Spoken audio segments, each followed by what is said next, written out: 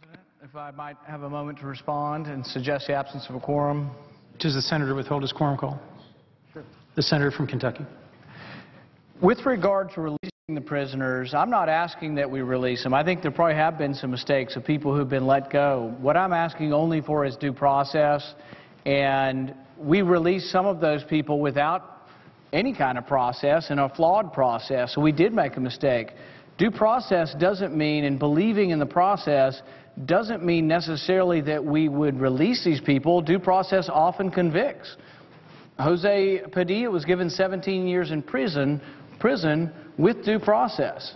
So I don't think it necessarily follows that I'm arguing for releasing of prisoners. I'm just simply arguing that people, particularly American citizens in the United States, not be sent to a foreign prison without due process.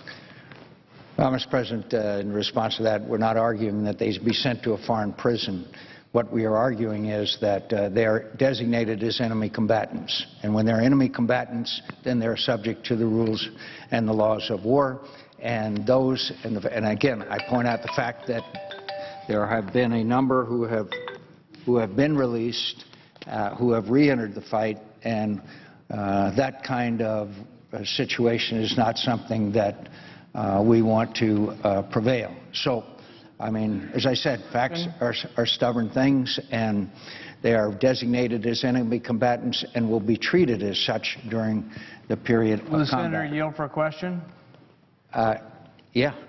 My question would be, under the provisions, would it be possible that an American citizen then could be declared an enemy combatant and sent to Guantanamo Bay and detained indefinitely? I think that as long as that individual, no matter who they are, if they pose a threat to the security of the United States of America, should not be allowed to continue that threat. And I think that's the majority of American public opinion, especially in light of the facts that I continue to repeat to the senator from Kentucky. 27% of detainees who were released got back in the fight and were responsible for the deaths of Americans. We need to take every step necessary to prevent that from happening.